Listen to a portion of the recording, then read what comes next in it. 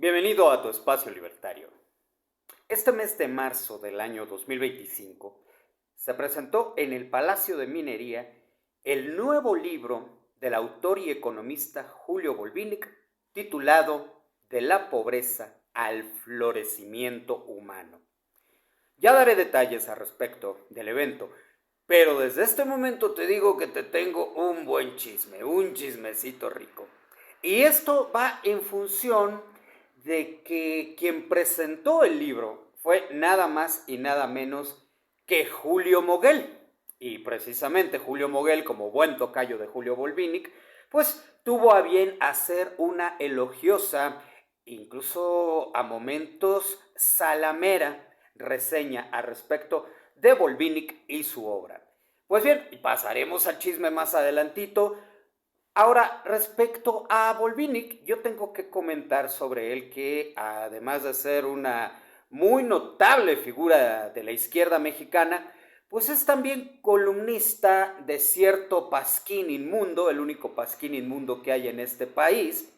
Y en ese pasquín, los que publican ahí, digamos, sus columnistas, se caracterizan por ser todo menos objetivos. Se caracterizan por ser, sobre todo, focas aplaudidoras y obradoristas abyectos y arrastrados. Pero Julio Volvínic, es un caso especial. Y lo que lo hace especial es que yo a él lo conocí. Sí, amigo de la familia, nos frecuentábamos. Esto fue hace muchísimo tiempo, por allá del 300 antes de Cristo, o como solemos decir en este espacio, tempus fugit. Pues bien, vengo aquí a reseñar un poco lo que es la enseñanza de Julio Volvínic y los parámetros que ha empleado a lo largo de su vida para definir la pobreza, para definirla y para medirla. De hecho, él como economista ha volcado su actividad precisamente a la especialidad del estudio de la pobreza. Y él cataloga la pobreza en una serie de textos, de más de 30 textos a lo largo de su carrera, en los que profundiza al respecto del tema. Ahora, yo no sé qué tanto haya que confiar en los parámetros, y lo digo con todo respeto para Julio Volvínic, yo no sé qué tanto se pueda confiar en los parámetros de un marxista trasnochado. Porque sí, carajo, en pleno siglo XXI, ¿quién podría seguir defendiendo a Carlos Marx? Cuando ya se puso de relieve el tremendo fracaso que constituyeron todos los regímenes marxistas a lo largo y ancho del mundo durante el siglo XX. Está bien, fue un ensayo bien intencionado, un ensayo nunca antes intentado, ¿ok? Digamos, no se le había puesto el checkmark, check. Ahora sí ya lo tiene. Pues aún así sigue habiendo marxistas pululando en el planeta en pleno siglo XXI. Pero enfatizo de nuevo, está de lo más trasnochada esa ideología. Pues bien, traigo aquí lo que Volvínic ha llamado las variables para la medición de la pobreza. Entre muchos otros factores, él emplea estas 6 variables, vamos a catalogarlas como él lo hace, variables básicas. Y son 6. A ver si no se me olvida alguna, porque como me encanta que me pase y me sucede de lo más a menudo, que cuando tengo que enumerar una lista de 10, únicamente recuerdo 9, y así sucesivamente. Bueno, el primer parámetro, vamos a decir, que emplea Julio para la medición de la pobreza es el ingreso. Ahora, bueno, antes de entrar en materia, incluso vamos a ver si los podemos enumerar antes de proceder a interpretar cualquier cosa respecto de ellos. A ver, vamos por lista. Ingreso, ya lo dijimos, sería el segundo patrimonio, ajá. El tercero, capacidad de endeudamiento. 4, sí, acceso a bienes y productos gratuitos, digamos del orden público. 5, tiempo. Y 6, habilidades y conocimientos. Ok, yo voy a mencionar de pasada cada uno de estos aspectos, de estos rubros, vamos a decir, Pero poniendo por delante que yo no soy economista, ¿ok? Pero sí soy ciudadano, soy consumidor y cada uno de estos rubros yo los vivo en carne propia y a mi propia manera, día tras día. Así que vámonos primero con el ingreso, ¿ok? Dice Julio que una de las maneras de medir la pobreza es a través del ingreso. A mayor ingreso, pues menor pobreza. Yo diría que no necesariamente así, y esto se los digo yo como una persona que tiene su trabajo, es asalariado, ¿ok? No necesariamente. Uno de los factores que más hacen disminuir el poder adquisitivo del ingreso o del salario, en este caso mi ingreso es mi salario, hay quienes tienen otras entradas, pero yo estoy hablando desde el punto de vista de un asalariado, porque yo no gozo de rentas ni mucho menos, soy un asalariado de a pie, ok. De los factores que más empobrecen el poder adquisitivo de un ingreso, en este caso el mío, es primero que nada el aumento indiscriminado a los salarios mínimos y segundo, la impresión de dinero. ¿Okay? Aumentar la oferta monetaria, como le dicen los economistas. Primero, el hecho de que hagas que el salario fijo aumente artificialmente, tú como gobierno, el hecho de que lo establezcas por consigna, no significa que el resto de los salarios va a aumentar en correspondencia. Para algunos, los que gozan del salario mínimo, que ya hemos dicho miles de veces en este espacio, las razones por las que el salario mínimo no tendría por qué existir. Pero lo que vemos es que los que gozan del salario mínimo ven aumentado su salario, pero los que no ganamos eso, vemos disminuido nuestro poder adquisitivo. Entonces creo que la cuestión del ingreso la podemos dejar un poco de lado para pasar al segundo rubro, a la segunda variable. ¿Cuál era? Patrimonio. A ver, no necesariamente tener un patrimonio te hace más rico. Hay gente que prefiere pagar un alquiler a estarse involucrando con asuntos y con trámites. Tenemos el caso de que quien posee una casa debe pagar un impuesto, se llama impuesto predial, por el derecho a ocupar, a habitar, a poseer ese inmueble que ya compró, ese inmueble que ya es suyo. Tenemos el caso, por ejemplo, del coche. Ahí se paga, antes se llamaba tenencia, cuando se desfederalizó, se empezó a llamar refrendo vehicular. ¿Okay? El coche es tuyo, pero tienes que pagar por su uso, aunque sea tuyo. Entonces, muchas veces debemos preguntarnos si a la larga no acabará siendo o resultando más caro el caldo que las albóndigas. Entonces, esa fue la cuestión después, primero, del ingreso y segundo, del patrimonio. Tercero, capacidad de endeudamiento. Pues yo creo que capacidad para endeudarnos tenemos todos, ¿no?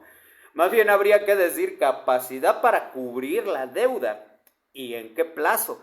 Y eso también depende mucho de variables ajenas a nuestra voluntad o nuestro control. Yo les voy a poner un ejemplo. Yo manejaba en mi cuestión deuda, en mi rubro deuda, en mi renglón deuda, un interés de 2.32%, ¿ok? 2.32% mensual sobre mi deuda total. Y la verdad es un porcentaje muy bueno para mí como deudor, ¿ok?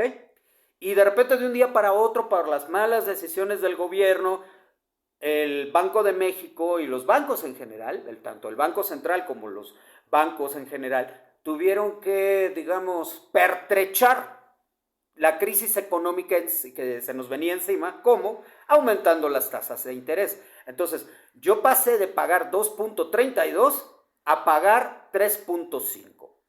¿Qué significa esto? La tasa de interés aumentó casi en un 51%. ¿Ok? Entonces, mi deuda es la misma, pero mi capacidad de solventarla se vio disminuida. Y esto le puede pasar a cualquiera. A cualquiera. Bendito sea Dios, mi tasa estaba pues relativamente baja, ¿no? Hay gente a la que sí probablemente la deuda sí se llegue a comer una buena parte de sus emolumentos. Muy bien, entonces decíamos, ya hemos cubierto ingresos, patrimonio y capacidad de endeudamiento. El siguiente sería el acceso a bienes y servicios públicos gratuitos.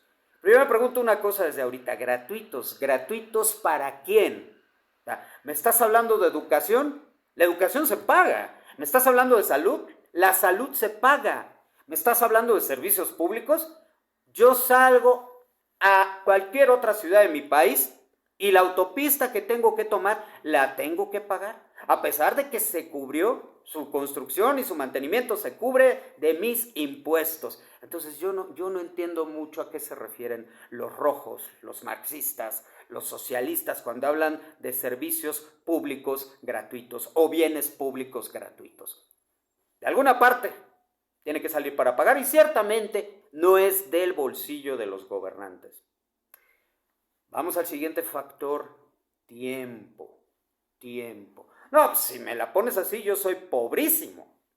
De mi salario no me quejo, pero para ganarlo, tengo que desquitarlo lindo y bonito. Tiempo es lo que menos tengo para mí a lo largo del mes. Es muy raro que yo tenga el placer de sentarme aquí a grabar para ti, decir mis tarugadas, lo que tú quieras, y con tanto cariño que yo te recibo, nene, pero es raro. ¿Por qué? Porque hay que ir tras la chuleta. Así resulta ser cuando no tuviste el privilegio, la canonjía, la prerrogativa de ser un sátrapa. Yo uso el término sátrapa, que proviene del farsi o del persa, si no me equivoco, que significa príncipe. Y a pesar de que la palabra suena fea, la fonética es fea, sátrapa, significa príncipe, y yo lo uso para referirme a aquellos cuyos impuestos no pagan mi salario, pero al revés sí, mis impuestos sí pagan su salario. Vamos a hablar como sátrapa, por ejemplo, de un maestro, de un profesor de escuela pública. Bueno, yo he medido bien las actividades de los profesores de escuela pública, conocidos aquí como el CENTE o la CENTE en otros casos. Bueno, esos señores, para no hacerte largo el cuento, trabajan 5 meses al año. Eso es lo que trabajan. Tengo que trabajar más del doble que ellos para solventar mi salario. Muchos podrían alegar, tú no gana más dinero. Sí, pero si lo calculas en proporción al tiempo de trabajo, una noción que, por cierto, a Marx le encantaba, capital es trabajo acumulado, pues entonces yo gano muchísimo menos en relación a aquellos que no hacen nada o casi nada. Porque esto también, de esos 5 meses que tendrían que trabajar, muchos de ellos se les van en las tomas, en los plantones o en el marchómetro. Es decir, pasando más tiempo protestando en la calle que instruyendo en las aulas. Entonces, he ahí la cuestión tiempo. Es, digamos, un rubro bastante subjetivo que medir. Esto. Y teníamos, si no me equivoco, ya el último, que es habilidades y conocimientos. Bueno, aquí no tengo mucho que discutir, simplemente yo me preguntaría de qué, yo creo que las cosas deben estar situadas en el lugar donde corresponden. Entonces, ¿de qué serviría, por ejemplo, un ajedrecista situado en un aserradero? Puede tener muchas habilidades y conocimientos, pero de productividad no va a dar absolutamente nada. Entonces sí creo, esto lo digo por lo siguiente: México adolece de un defecto muy dañino, es que la gente no está preparada para la realidad que enfrenta este país, o las realidades, porque muchas veces estamos hablando de distintos tiempos. Hay cosas que pueden cambiar, hay aspectos que pueden modificarse, estoy de acuerdo, pero si en algo coincidimos por lo que concierne a todos los tiempos y todos los lugares en México, es que siempre han hecho y van a hacer más falta ingenieros electricistas que licenciados en literatura inglesa. Pues bien, vamos a pasar ahora al chisme que te había dicho. Ya también con los rubros que te he dado, tú mismo puedes hacer examen de conciencia de qué tan pobre o qué tan rico eres. Voy a dar lectura a una fábula, que es la que atiende al chisme que te decía. La consulté con un par de personas, me dijeron, mira, la verdad a la larga va a ser mejor que no lo dejes como acertijo, incluso pues en tu canal hay gente que no es de México, entonces mejor velo explicando sobre la marcha, porque sí, pensaba yo, dice, bueno, va una adivinanza, descifra esta historia, pero está bien, lo vamos a leer y para ti está esta misma historia escrita en la descripción, por si gusta seguir con la vista. Es una fábula en 13 actos. Dice, primer acto, 4 amiguitos entrañables, unas verdaderas ratas y sabandijas, pero así les pongo yo, 4 amiguitos entrañables. Gallito feliz era Andrés Manuel López Obrador, por los tiempos en que pues no tenía peluquero personal y se le hacía un gallito así en la cabeza, así esto se le levantaba. Y como siempre decía estar feliz, pues ahí está, Gallito feliz, López Obrador. Mala cara, buena pierna. Rosario Robles fue jefa de gobierno del Distrito Federal y pertenecía a la misma camarilla.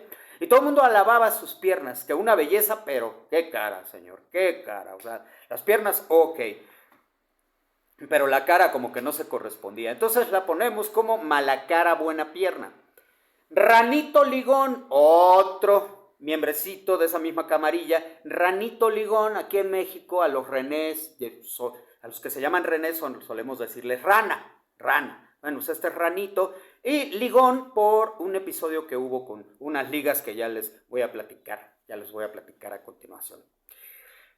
Y su consorte, o sea, la esposa de Ranito, Lolis Panodarlas, o sea, Dolores Padierna, pero le pusimos Lolis Panodarlas, o más bien le puse yo, como se me fue ocurriendo modificar los nombres de estos distinguidos personajes. Entonces, dice, estos 4 amiguitos entrañables, estas 4 sabandijas, se afilian a un partido, porque sí, ellos no fundaron lo que en su momento fue el PRD, el Partido de Izquierda de México, que ya desapareció por completo. No, ellos llegaron como vulgares trepadores advenedizos.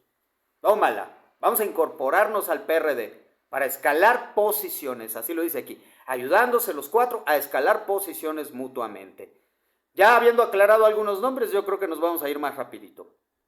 Segundo acto. Con el apoyo de todos, Malacara asciende a su primer puesto oficial trascendente, gobernando Metrópolis, la capital del reino. Como ya lo dije, se convirtió en jefa de gobierno del entonces Distrito Federal, hoy Ciudad de México. Tercer acto, un churraco argentino, avenedizo y arribista, rubito y guapetón, seduce a Malacara y logra obtener para sí todos los contratos públicos de Metrópolis.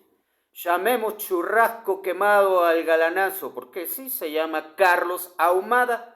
Y de ahumado a quemado, pues ¿qué va? Entonces yo le puse churrasco quemado. Entonces sedujo a Rosario Robles, sedujo a Malacara Buenapierna. Sí, fueron amantes y de todo, ¿no? Fue muy sonado.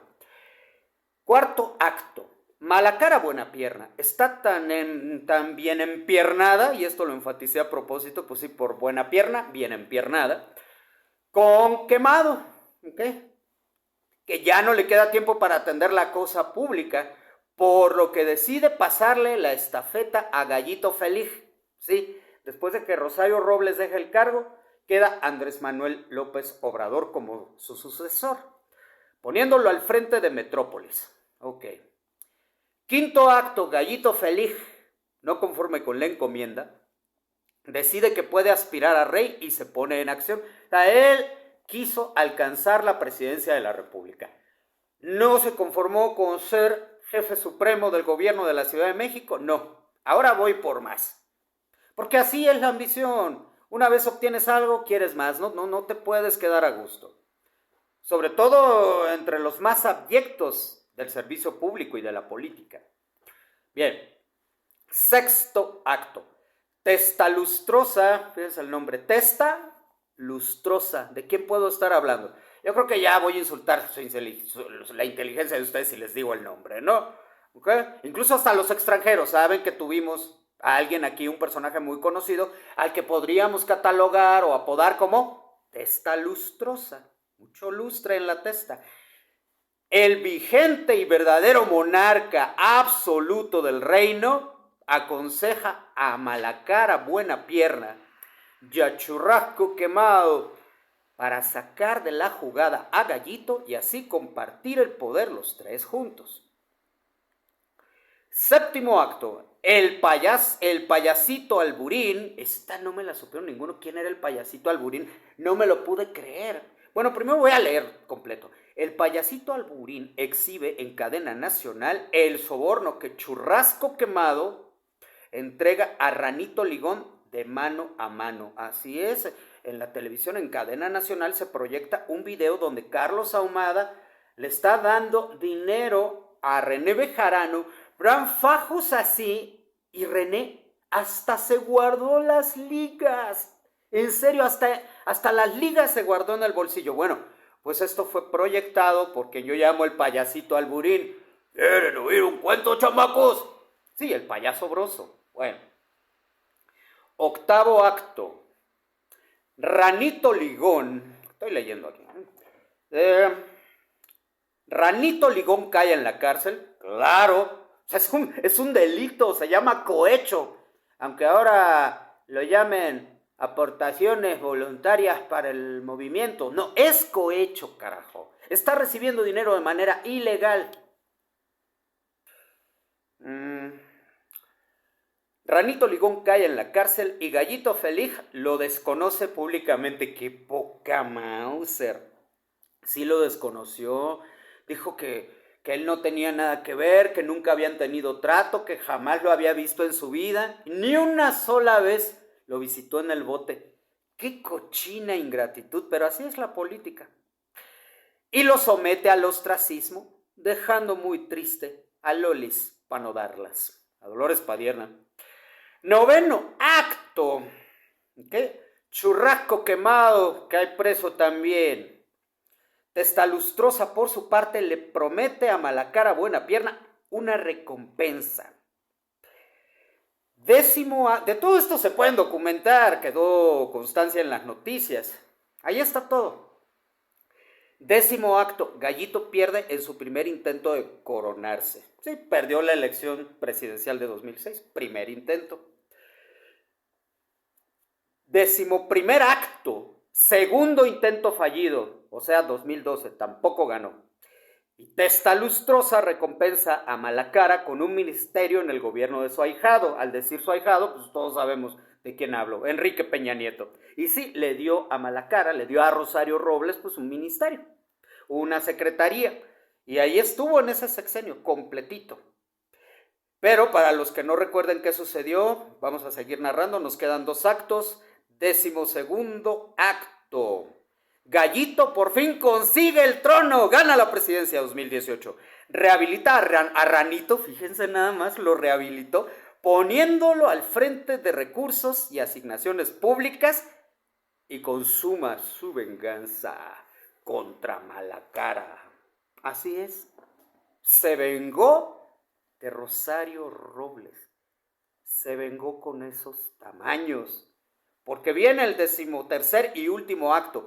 Un verdugo de apelativo Panodarlas, o sea, un juez de apellido Padierna, fíjense nomás, remite al calabozo, o sea, mete en la cárcel a Malacara y la metió en la cárcel sin ninguna prueba de lo que se le acusaba. ¿Cuánto habrá estado? ¿3 años? ¿4 años presa? Y sin que se le abriera juicio.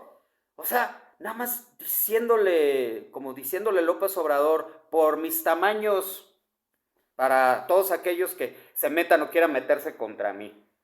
¿En serio? Creo que sí, fueron 3 años y medio.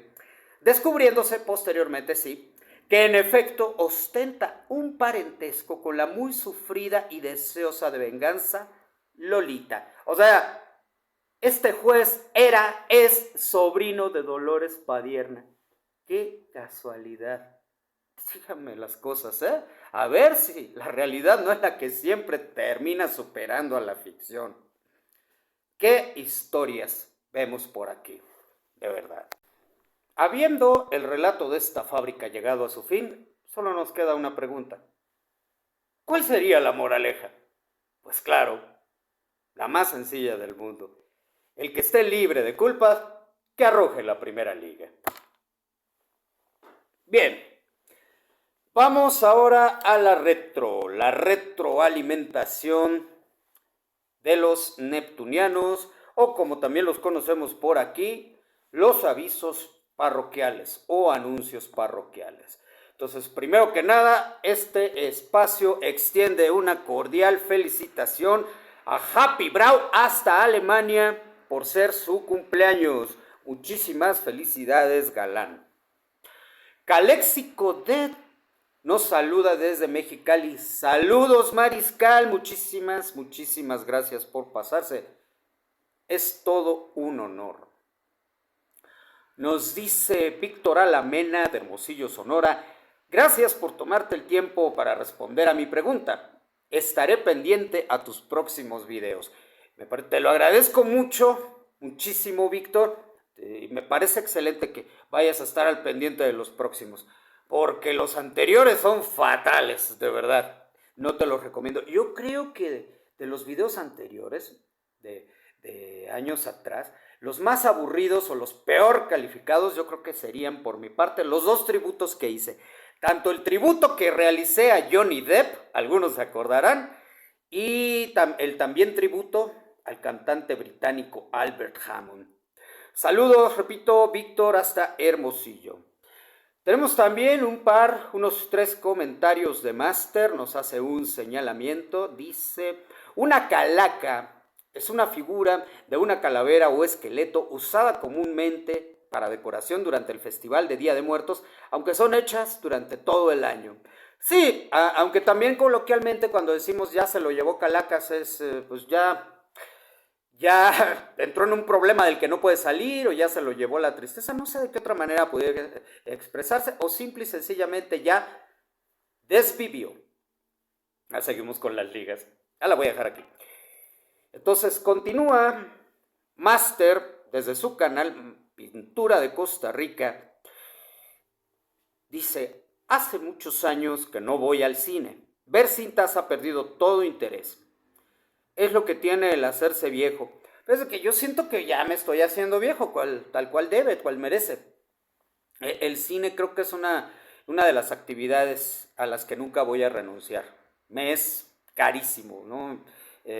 Digamos que yo tengo alma de Totó, el personaje principal de Cinema Paradiso. O sea, no puedo vivir sin el cine. Y claro, también tengo mis películas de cabecera, las que nunca voy a soltar, algunas de las cuales ya he referido aquí, en video especial para ello. Sí, incluso ya llegué al grado que son muy pocas las películas que veo así, digamos, de la nada o nuevas. Ya más bien ahora reveo mis favoritos, mis clásicos. Continuamos con Master CR. Pero hace tiempo, cuando quería ver la gran pantalla, prefería hacerlo solo. Eso está muy bien, excelente. Porque me sucede como cuando leo libros. Tengo la capacidad de concentración bastante buena y puedo meterme a fondo a vivir el argumento. Pues bravísimo, Master. Magnífico. Pues si ya no continúa con el cine, por lo menos los libros no hay que dejarlos. Y por último, el mismo Master pregunta, interesado, la razón por la que no puedo viajar. Yo disfruto muchísimo viendo su canal. Lo paso a recomendar ampliamente a todos ustedes. Los que no lo hayan visto, métanse, escriban, pulsen, tecleen, Pintura de Costa Rica, ahí les aparece el canal de Master. El logo es una paleta con un pincel, ahí lo van a ver inmediatamente. Esa es Pintura de Costa Rica. Tiene otro canal también en donde sube los mismos videos que se llama de Arte y Viajes. También por ahí lo pueden rastrear, recomendadísimo. Entonces él me preguntó, yo le comentaba a él que a mí me da mucho gusto ver su canal, ver sus videos. Él viaja por todo el mundo, ¿okay? Es como un Luisito Comunica, pero más local, más para los amigos, menos comercial, ¿okay? Y yo le decía que a mí, pues la verdad sí me daba mucho gusto ver sus videos, porque así pues me pierdo de viajar, y a pesar de eso no me aflijo, porque pues estoy viendo todo eso que podría ver en otras circunstancias. Me pregunta, pero ¿es asunto de tiempo? ¿Es asunto de dinero? Vamos a decir que de tiempo. Yo gozo de muy pocos días de vacaciones en el año y esos pocos días tengo que optimizarlos para viajar a ver a mi madre. Mi mamá ya es anciana, ya es señora mayor, ya su condición de salud no es la misma que antes, entonces yo tengo que estar ahí visitándola. Eh, ¿Por qué? Pues porque le quedo yo en el mundo. Entonces, a mí me es muy difícil viajar allá. Tengo que hacerlo, les comento a ustedes, tengo que tomar un autobús en el que pierdo 18 horas de trayecto, porque 18 horas ya son un día, ya es un día perdido, y otras 18 horas de vuelta. Si este país fuera otro, yo podría tomar un vuelo desde mi ciudad y llegar allá a la ciudad donde ella se encuentra, Los Mochis, Sinaloa, te mando un besote, mami, pero no, no hay vuelos directos. Entonces es todo un lío querer volar, porque yo de aquí, de donde estoy, tengo que viajar a Guadalajara, que son 3 horas, y luego esperarme toda la madrugada en el aeropuerto de Guadalajara para el primer vuelo que sale a Culiacán, y luego ese vuelo que sale a Culiacán no aterriza en Culiacán, aterriza en Los Cabos, está 2 horas y luego otra vez nos vamos de vuelta a Culiacán y de Culiacán no hay vuelos a Los Mochis, entonces tengo que buscarme algún transporte que me lleve a Los Mochis y madre mía, como están las cosas ahorita en Culiacán, no sé cómo le voy a hacer y mi próxima visita ya está en puerta. Tu espacio libertario agradece calurosamente los 30 minutos de atención que le has concedido y te despide jubiloso como siempre. Tempus fugit, carpe diem, memento mori.